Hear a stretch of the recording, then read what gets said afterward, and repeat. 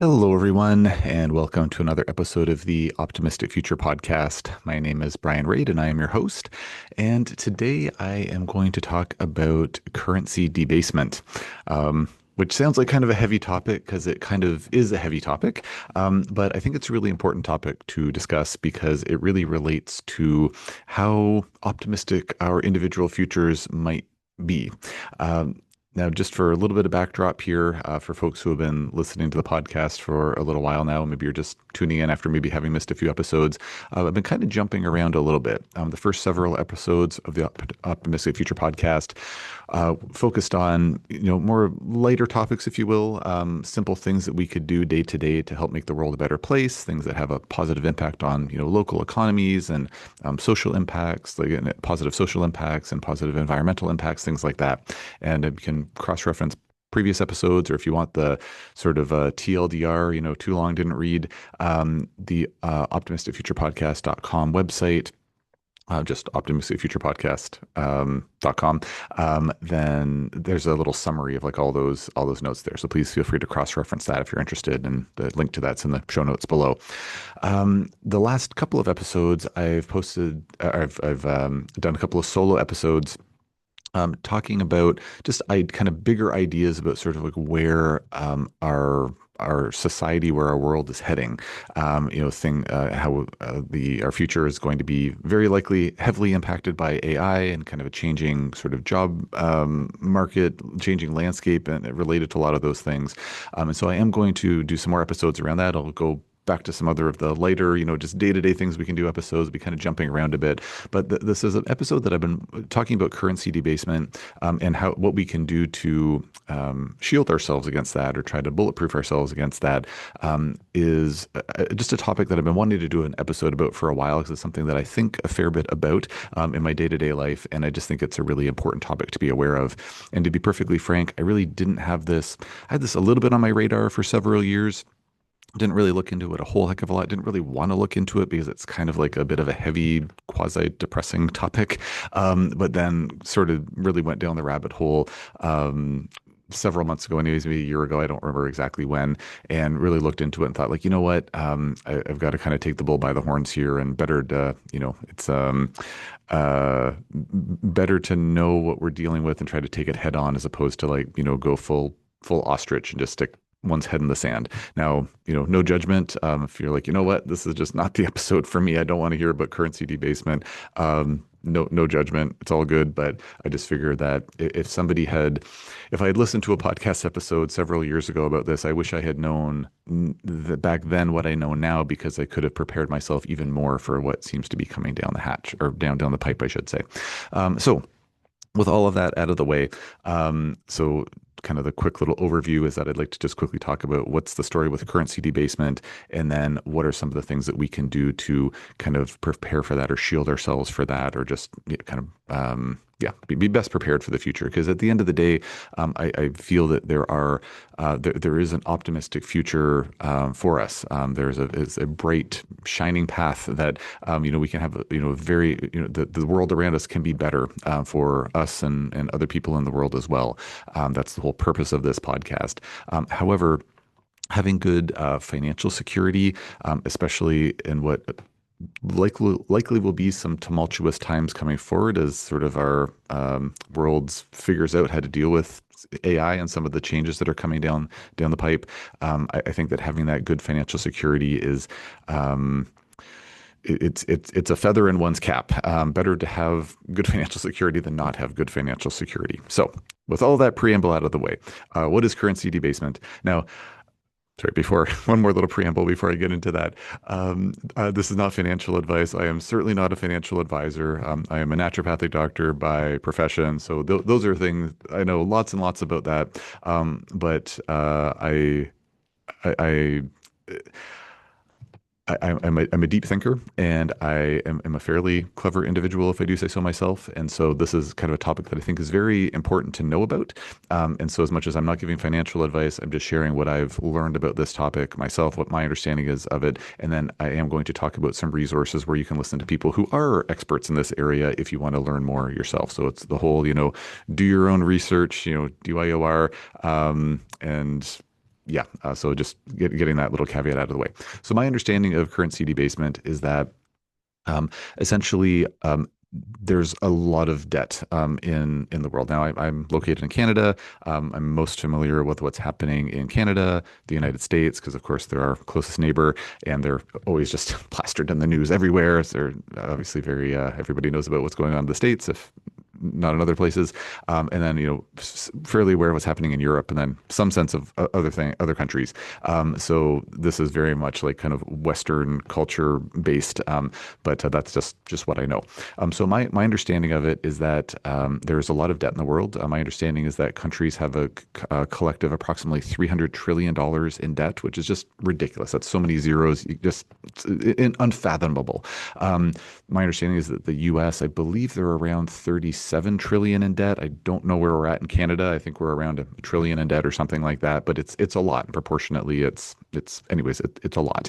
And so the challenge is that when countries are in debt, they have to pay interest on that debt.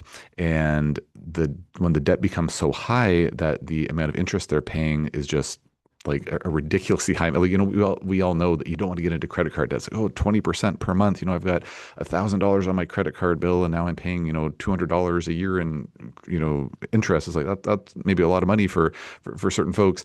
It's like, just imagine having $38 trillion in debt. Like, it's astounding amounts of interest. And so these countries have to debase their currency. So they have to print more money, i.e. inflation, in order to pay for their year to year needs. But then also a big part of that, a growing part of that, is paying off the interest. And so it's kind of like this downward spiral in terms of just accumulating more and more debt over time because the interest on the debt is so high. And then the countries, of course, when do you ever hear about like, oh yeah, we balanced the budget this year, we're actually like in a surplus? Like, it never happens. It's like, oh, we're happy that we're only, $1 billion in debt, not, 10 billion like last year. So essentially, my understanding from folks that know a lot more about this than me, that I listen to regularly, they basically have said things to the effect of governments are just addicted to spending money, and they just can't get themselves out of debt.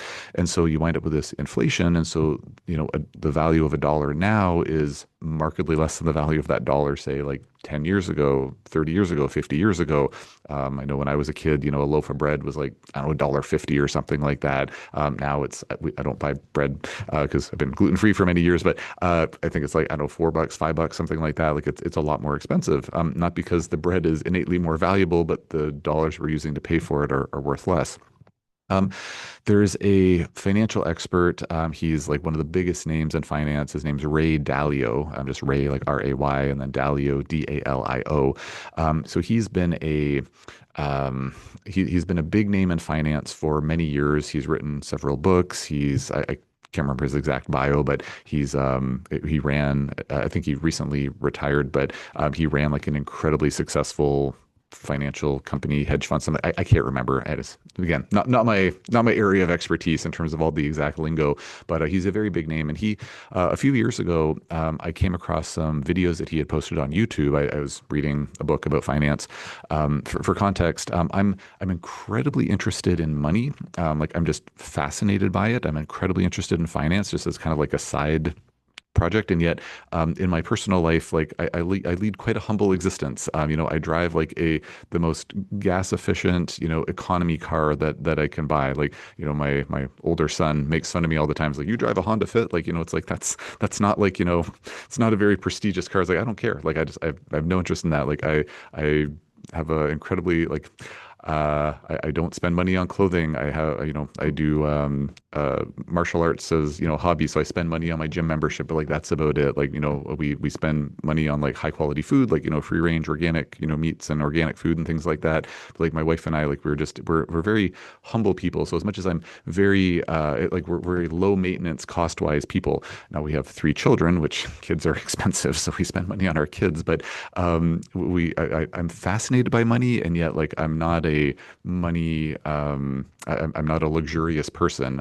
So it's an interesting dichotomy, I guess. I think it's interesting anyway. So I'm not really sure why my brain's wired that way, but I'm very fascinated by this, but don't spend a lot of money and not like money focused. So I don't like to just kind of throw that out there, that you're not thinking that like, oh my gosh, this guy's obsessed with money, even though I'm very, very interested in it. So anyways, the long and short of it is that I have, dabbled and read various books like on finance and this and that and, wealth accumulation and different things like that over the course of time. And so Ray Dalio, he's a big name in the finance world. So he, as I was saying, he uh, posted a few videos, these like kind of nice little animated videos. I'm sure he probably didn't do the animation himself, but anyways, he did the voiceover for these animations. And he has a few different videos, but one of them is about how currency debasement works. He basically talks about the money printing. He talks about how this has been done from over the course of human history. So there have been basically, the great powers over the course of time. And I believe it was, the Dutch once upon a time, and then England, kind of became the, sort of the financial center of the world, like the most, like the wealthiest, I should say, like economy in the world. And then that, of course, eventually became the US. And then basically just talking about how this pattern just keeps repeating, just due to various reasons, and unfortunately due to things like colonization and, different war related things and whatnot, certain nation states become the financial sort of superpower in the world. And then, so obviously the US dollar is kind of like the global currency. And so, but over time, all of these former states like the Dutch and then the UK, like the UK and then England, but eventually like they sort of like overinflate to the point where then they overspend and then eventually somebody else takes over. And so he kind of talks about how like where are things at in that cycle for the US, and, looking at the numbers on their balance sheet, it's like it doesn't look good. And so anyways, he has a really, I'll include the link to that video in the description, like in the show notes of the video. So if you want to cross-reference that, it's about a 15-minute long video or something like that. And it's a video where I feel like it really should be shown to like every high school student. I think every person should see that at some point and just see like, oh, okay, like this is how currency debasement works, and just kind of being aware of that, and how, talks about inflation and the different systems that are in place to try to combat inflation, but how ultimately it's just every human history keeps repeating itself, and it just keeps on going up. So that's kind of the backdrop of like, what do I mean by currency debasement? And that's kind of the playing field where, again, it's kind of like a heavy, kind of depressing topic, kind of the opposite of optimism. But again, there is a path forward, I think, which is what I'm getting to. One analogy that's used all the time for currency debasement, last thing I'll say here before we talk about path forward stuff, is they talk about it like a melting ice cube. So I just find that's a really good metaphor just to think about, like, oh, okay, so let's say someone says like, you know what, I'm 65 years old. I've managed to accumulate like $2 million. I've got $2 million in my bank account, and I'm gonna retire on that. Like I'm just gonna live on that. And if that $2 million is sitting in their bank account. Okay, actually, let's go back here. Let's say someone retires early. They're like 30 years old, and they're like, I've got, $5 million in the bank. And it's like, that's tons of money. This is going to last me until I'm, I somehow know I'm going to live to be 85. This is going to last me for the next, 55 years. I'm going to spend, whatever 5 million divided by 55 is, and that's gonna last me. That's not, if they're planning to say take out their whatever it is, like $100,000 or something like that every year to live on.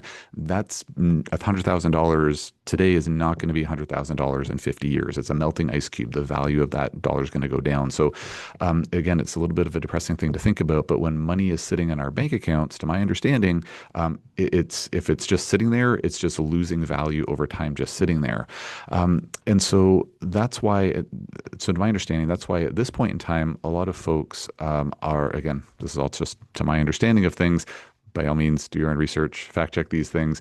But there's a lot of folks out there who are noticing, or being told, who are noticing that there is this, runaway spending, this runaway inflation, and currency is being debased. And so they are looking at investing in assets that are going to retain their value over time. So for example, this year alone, gold, that shiny yellow stuff that, there used to be the gold standard, it used to be, I think until the 1970s, that for every dollar of US currency, which again is like, the global currency, if you will, for every US dollar that was printed, there was an equivalent amount of gold in the US treasury to back that up. So like it was the gold standard, it's just where that term comes from. But then I believe it was in the 70s, can't remember who the president was at the time, but they took the dollar off the gold standard because they needed to keep printing money because they were overspending and in excessive debt. And so then, the dollar was then decoupled from gold. And so then that's kind of your first sign that like, okay, this is the beginning of the end. It could take years. That was 50 years ago, over 50 years ago. But it's like, okay, that's kind of a sign that like this inflationary system is kind of taking off, not in a good way. So what's happened in the last year, gold has gone up about 60% in value, which is a huge spike, because a lot of folks, and not just individuals, but also like countries like China in particular, have been buying lots and lots of gold because they see the writing on the wall that the US dollar is devaluing over time. So buying something like gold, where it's like, well, there's a finite supply of gold. There's only so much. I've heard a stat, and this doesn't make sense to my brain, but I've heard enough smart people say it that I assume it's true. And I did ask ChatGPT for what it's worth, and ChatGPT said it was true. But my understanding is that there's in existence right now, there's as much gold as would fit into an Olympic-sized swimming pool, which seems crazy to me because so many people have gold, wedding rings and jewelry and this, that, and the other thing, and gold, I don't know, statues in some places and whatnot. But evidently, that's how much gold has been mined up to this point, give or take. So it's a finite resource. So meaning that you can't print more gold. Yes, you can dig up more, but that's not the easiest thing to do either. And so gold, they kind of refer to as a hard asset. It's something that you can't just generate more of it out of thin air. And so if you invest in gold now, then even if the currency is debased, then the gold is going to kind of retain a certain relative value over the course of time. So if say, I don't know, 50 years ago, somebody spent, say, $100 in gold at that point in time, if there was no increased valuation of gold over time, and then inflation has now turned that $100 back then is maybe $1,000 now, that same amount of gold is now worth $1,000. So it's kind of retained its value. Whereas if I just kept that $100 cash in my bank account, it would only be worth the equivalent of, say, $10 now if the inflation has gone up, say, tenfold. So they refer to these hard assets as kind of these safe investments, if you will, if inflation is an issue, which evidently it is, and getting worse over time. So just as evidence of what I'm saying here is that gold has been going up in value, like just like parabolically in the last year. So it's really, really shot up. Another example is Bitcoin. So cryptocurrency is something that years ago I had just kind of tucked away as like that just seems like kind of a crazy thing. It's just like these made up numbers on a computer screen, and like that's just why would I ever put money into that? 'Cause it's just this made up thing. But then when you really look behind the curtain and see like, oh well, when the government can just print money when they need more money, it's like, well, it's also just numbers on a computer screen. When the dollar was decoupled from gold, when the gold standard no longer existed, it's like, well, that's basically the same thing. Like money's not really real from that perspective. It's obviously we all use it, but like if you can just print more, then it's like, what's the actual value of money? Similarly, well, if you can just create more Bitcoin, what's really the value of Bitcoin? Well, it's the value that people assign to it. So without going off on like turning this into a crypto podcast episode, what's very interesting with Bitcoin is that the value of Bitcoin right now in US dollars, it's been oscillating between about $110,000 and $125,000 per Bitcoin. The price per Bitcoin, I mean, when it was first created, I think 15-ish years ago, it was like nothing. Like it was worth nothing.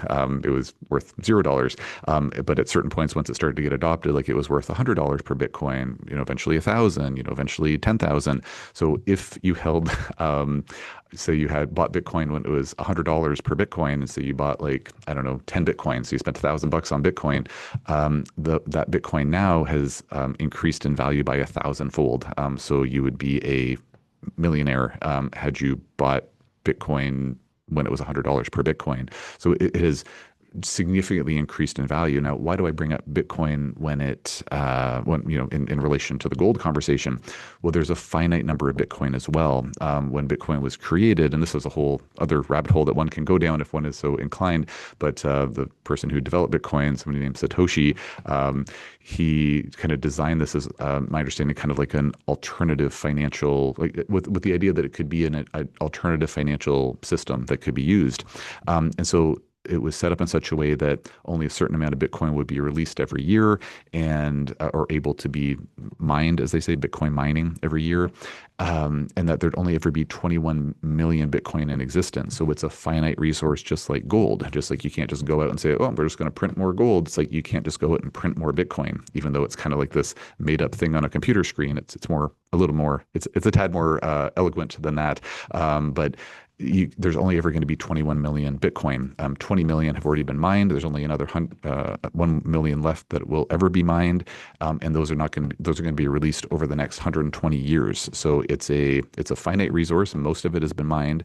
And then my understanding is that about 5,000 Bitcoin are just lost forever. They were lost on hard drives or just they're just gone because people would store them on like USB drives, these like cold wallets, as they say. And so it's estimated about 5,000 of them are just gone. So it's really a finite resource of about 15 million Bitcoin, give or take maybe 16 million Bitcoin that will ever exist.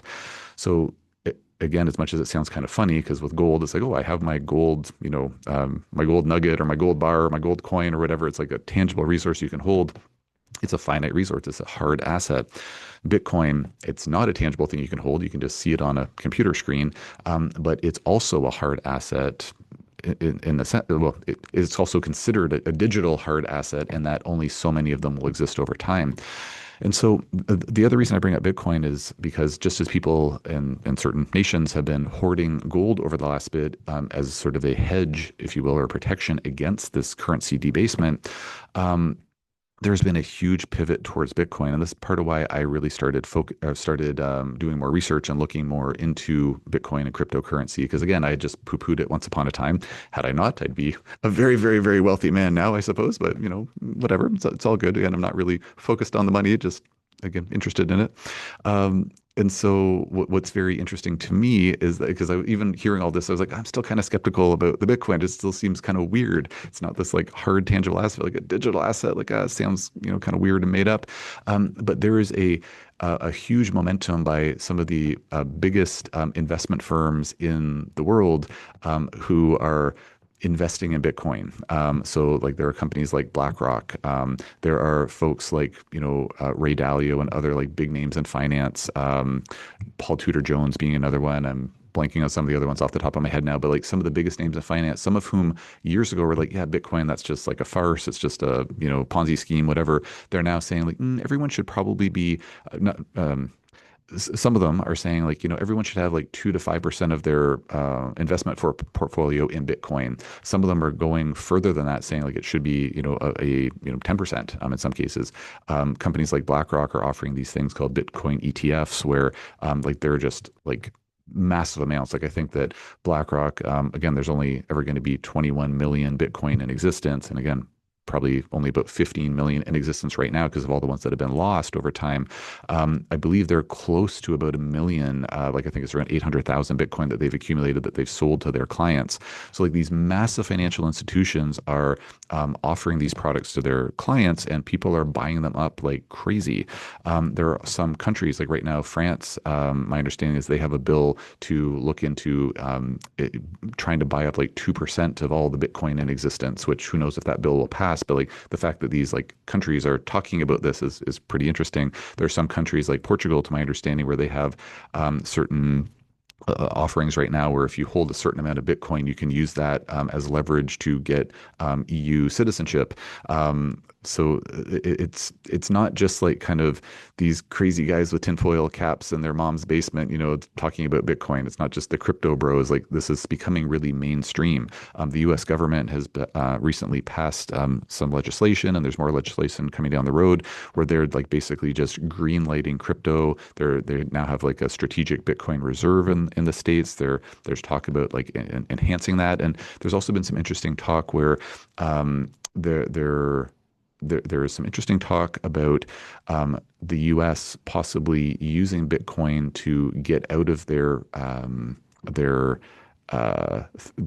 massive deficit, basically. So looking at if they can accumulate enough Bitcoin and then the value of that goes up enough over time, if they become like a primary Bitcoin holder, and then kind of looking at like, okay, instead of the US dollar being kind of the main global standard, if say digital currency, i.e., largely Bitcoin, becomes the most valuable commodity, this actual valuable hard asset, kind of what used to be the gold standard now is the Bitcoin standard. If they become the global leader in holding that, then their valuation is going to go up like crazy, and they could actually use that to pay off their trillions in debt. So I just bring all this up because, again, like I came into this topic with a lot of skepticism once upon a time. A lot of interest in finance and things like that. Interest in the debasement kind of steered away from it because it was sort of depressing and kind of like, oh man, just kind of sucks that the value of our asset or of our dollars are going down. But then learning more about like, okay, when there's investment in hard assets and things like that, like, whether it's actual hard assets like gold, or it's digital hard assets like Bitcoin, and there's other cryptocurrencies too, like Ethereum and Solana, and there's some other ones out there. It's like, okay, there's actually maybe, well, there is a path forward. Now, of course, there's no guarantees in life. Who knows what might come up? Gold might crash. Some country, I don't know, they might make Bitcoin illegal, but like that seems very unlikely because there seems to be this mass adoption, especially in the U.S. And some other places where they're making the access to it like freer and freer over time. The biggest financial industries in the world are investing in this, making it an option for their clients, advocating it all the time. Like Larry Fink, who's I think the CEO or the top, the top guy at BlackRock, which they're massive group that owns, a lot of the world.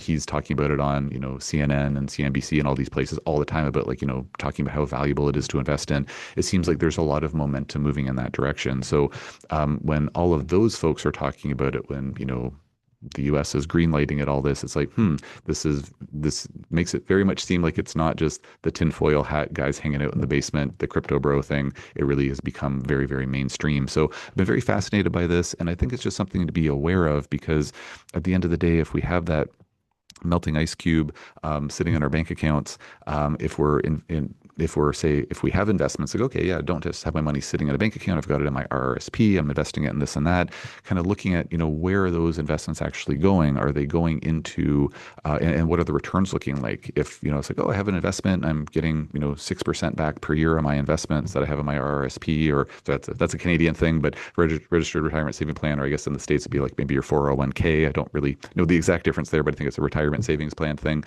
my Roth IRA, whatever, all these terms that I hear when I'm listening to the U.S. folks, because most of the folks are based out of the U.S. It's like, well, if the return is like, 6% per year, 8% per year, something like that, it's like, that's all well and good, but that's not, to my understanding, that's not going to keep up with inflation. That's not going to keep up with the currency debasement. Whereas if it's like, my understanding, Bitcoin over the last, several years, like it has a CAGR, compound annual growth rate of like around, I believe it's like 16%. So it's like, oh, that's pretty good. And depending if you happen to buy the dips and ride the highs, Bitcoin earlier this year, I believe was like there was a dip after the tariff announcements back in the spring. It dipped down to 80,000. So if you bought it at 80,000 and then sold when it got to 120,000, it's like, wow, that's a 50% increase, which is just insane, right? Like compared to a 6% annual growth rate, a 50% is just insane. Like this is what, the investment brokers out there, like they just salivate about like a 50% growth. Like that's unheard of. And yet it can happen. Or like the 60% rise in gold this year alone. It's like, oh my gosh, like this is just like crazy. Like this is a huge boon. The one other interview that I'm going to mention in the show notes here is with another investment guru. His name is Raoul Pal. I really like Raoul Pal. He's a very interesting guy, very colorful guy. He's kind of like Simon Cowell in a way, in that he's just, any interview I've ever seen him in, no matter who's interviewing him, he's just always wearing a t-shirt and looks very, very comfortable. He's got a really, I really enjoy him. So I'm going to post a link to an interview that he had, and he talks about a lot of different things, but talks about sort of the role in crypto around currency debasement and things like this. So the Ray Dalio video is more about like just kind of the backdrop in terms of like how currency debasement has been this theme over human history, or like, recent human history, or in the last, I don't know, 150, 200 years kind of thing, seeing how that's kind of gone from, again, the Dutch to the English to the UK to the States now. So that's a little bit more of like a history lesson. I think just good to see that backdrop. But then with Raoul Pal, he in this interview talks about more, puts what I'm saying here in this interview a little more succinctly, and you can hear it from someone who actually really knows what he's talking about, because he's a financial expert, not just someone who's giving you third-hand information in my summary. But hopefully my third-hand, layperson summary is hopefully helpful in some way. Um, with the interview with Raoul Paul, he also talks about just kind of like how young people can position themselves for the future based on the changing economy, changing how the world's likely going to be heavily changed, already being changed, but will be changed ever more by or to a greater extent over time with the changes with AI and things like that. So I just as a father of three, one oldest who's 19, and then kids who are 8 and 9 years old. Just thinking about like what are their futures going to look like? The whole idea of like, oh yeah, you're gonna go to post-secondary school, you're gonna become a lawyer, you're gonna become an engineer, you're gonna become a doctor, you're gonna become this and that. It's like, I don't know. The playing field seems to be different. If I had a child right now who said like, I want to be a graphic designer, I'd be like, I'm not sure how that's going to go because it looks like AI is disrupting that field significantly. Even there's talk about like even lawyers. It's like, oh, that's like if you're a lawyer, you're set. It's like maybe people will make jokes about you because there's so many lawyer jokes out there. But it's like you're going to be fine. You're going to do really well. And like there's talk about like maybe that field's going to be disrupted too. Maybe if you're like the top 1% in the lawyering field, that's going to be fine. But anyways, sorry, getting off on tangent here. But he does talk about that, which I think is very interesting too, especially for parents to be listening to, or young people to be listening to. Raoul Paul does use some fairly colorful language. Again, he's just seems to be a very comfortable with himself, which is good. So, anyways, if your ears are sensitive to colorful language, maybe don't listen to that interview. Maybe listen to somebody else. But Raoul Paul, that interview I think is very useful. It kind of summarizes a lot of or talks in more detail about a lot of what I'm saying here. And then one other resource I'll just mention, I'll post in the comment section is my one of my favorite. I would say my favorite. There's a few folks that I follow that talk about the currency debasement, the cryptocurrency, different kind of savvy investment options to kind of try to circumvent the currency debasement debacle. So anyways, his name is James. I don't know what his last name is actually, but he has a YouTube channel. It's called Investment Answers or IA. And he's awesome. The first time I listened to him, I was like, I have no idea what the heck this guy is talking about. It's like he was speaking a different language, all the acronyms. He talks really fast. He's he's information bombing like left, right, and center with his episodes. But but after probably about 2 months of listening to him regularly and looking up all the different terms and the acronyms and things like that, he is like hands down the most I think thoughtful, down to earth, just wonderful person to listen to when it comes to all things related to this. So if you're interested in that and kind of want like a guide to guide you along the way, he gives out all of his information for free. He's like basically has said in the past that he's made tons of money. He just kind of continues to make money for fun because he's just really good at it. And so he keeps on investing, but doesn't like have you don't have to like subscribe to his, whatever online program or something like that. He just basically gives all the information away on his YouTube channel or on the Substacks that he writes. So it really just really great, open-hearted guy, and I really, really enjoy listening to him. So I highly, highly recommend his information as well. So I'll leave it there for now. If there's follow-up questions or interest in me talking about these topics in further detail in a future episode, I'm more than happy to do that. I just kind of wanted to get this out on your radars because, again, if you don't know about these things, then you can't decide if you don't know about the topic, then you can't decide whether you want to learn more about it or do something about it. If you listen to this and you're like, you know what, I'm not that interested, then well, congratulations on making it to this part of the episode. Like, man, oh man, you really, when you set your mind to do something, you really do it. But assume that if you've listened this far, you're interested in this topic. So I wanted to get this on folks' radars. And yeah, thanks for your attention. Next episode will be about something different, probably circling back more to the, what are some of the more like kind of bigger picture things related to like how we can kind of craft an optimistic future moving forward, and maybe some of the more tangible steps that we can look at to do that. And yeah, I'll leave it there for now. So thanks for your attention today.